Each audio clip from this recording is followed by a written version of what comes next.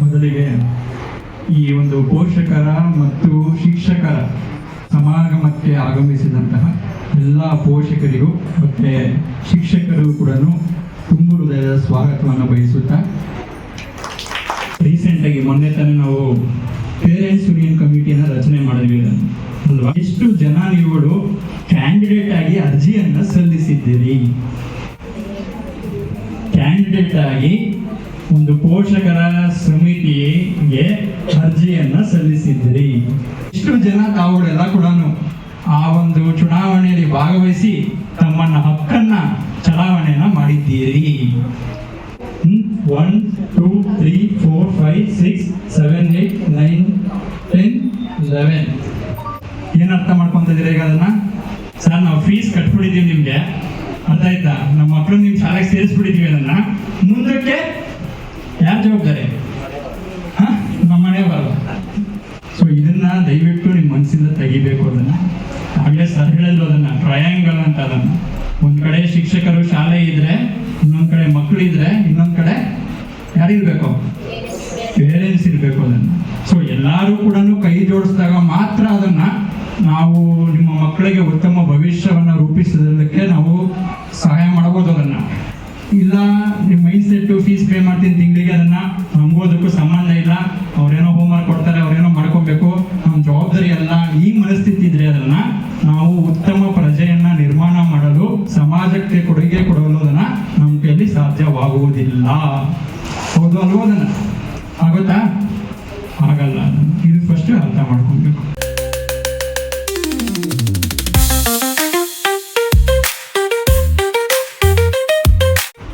ನಿಮ್ಮ ಮಕ್ಕಳ ಹೆಸರು, ತರಗತಿ, ಯಾವ ಕ್ಲಾಸು, ಈ ಸತಿ ಓಕೆ 9th ಅಲ್ಲಿರೋರು ಮುಂದಿನ ವರ್ಷಕ್ಕೆ, ಈ ಸತಿ 10th ಅಲ್ಲಿರೋರು ಈ ವರ್ಷ ನಿಮ್ಮ ಮಕ್ಕಳು ಎಷ್ಟು ಪರ್ಸೆಂಟೇಜ್ ತೆಗಿಬೇಕು ಅಂತ ತಮ್ಮ ಆಸೆನೋ ದುರಾಸೆನೋ ನಮಗೆ ಗೊತ್ತಿಲ್ಲ. ಅದು ಒಟ್ಟಿನಲ್ಲಿ ಎಷ್ಟು ತೆಗಿಬೇಕು ಅಂತ ನಿಮ್ಮ ಮನಸ್ಸಲ್ಲಿ ಇದೆ ಅನ್ನೋದನ್ನ ದಯವಿಟ್ಟು ಬರೀರಿ.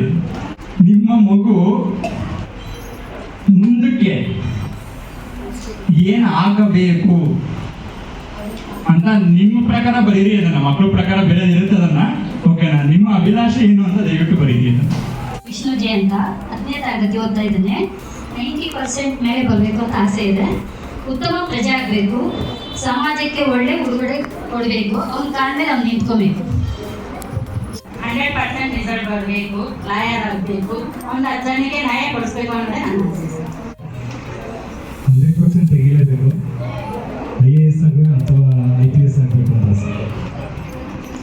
ಅವ್ಳಿಗೆ 90% ಬರಬೇಕು, ಜೀವನದಲ್ಲಿ ಚೆನ್ನಾಗಿರ್ಬೇಕು, ಅವಳು ಬಿಸ್ನೆಸ್ ಚೆನ್ನಾಗಿ ಒಳ್ಳೆ ಜಾಬ್ ಮಾಡ್ಕೊಂಡು ಇರ್ಬೇಕಂತ ಆಸೆ.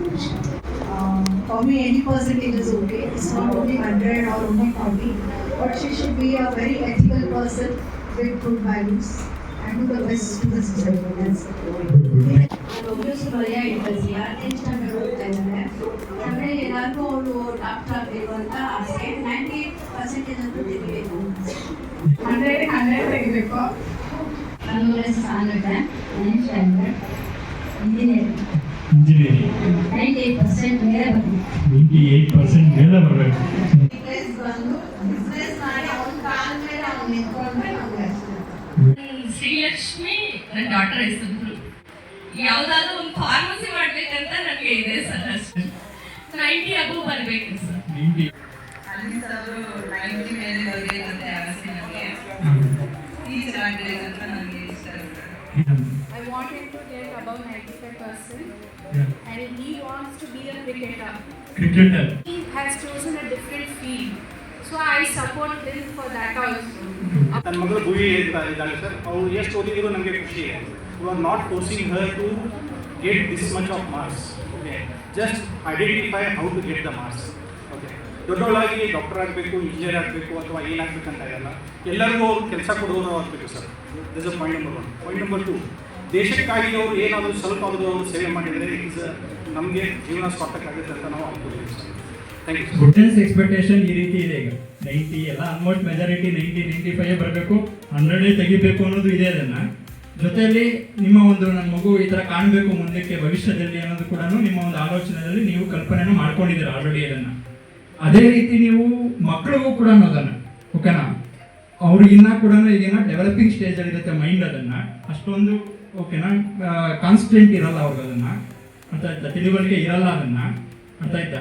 ನಿಮ್ಮ ಒಂದು ಎಕ್ಸ್ಪೆಕ್ಟೇಷನ್ಸು ಅವ್ರಿಗೆ ಮ್ಯಾಚ್ ಆಗುತ್ತೋ ಇಲ್ಲೋ ನನಗೆ ಗೊತ್ತಿಲ್ಲ, ನನಗದನ್ನು ನೀವು ಅವ್ರ ಹತ್ರ ಮಾತಾಡಿದ್ರೆ ಅದನ್ನು ಅವ್ರ ಅನಿಸಿಕೆ ಅಭಿಪ್ರಾಯನ ನಿಮ್ಮ ಜೊತೆ ಹಂಚ್ಕೊತಾರೆ. ಅದನ್ನು ಆಮೇಲೆ ಹಂಚ್ಕೊಂಡಾದ್ಮೇಲೆ ನಿಮ್ಮ ಅನಿಸಿಕೆ ಅಭಿಪ್ರಾಯಗಳು ಚೇಂಜ್ ಮಾಡ್ಕೊಬೋದೇನೋ ಅಲ್ವಾ, ಅದನ್ನು ಹೌದಲ್ವಾ, ಅದನ್ನು ಇಷ್ಟಿದೆ ಸರ್.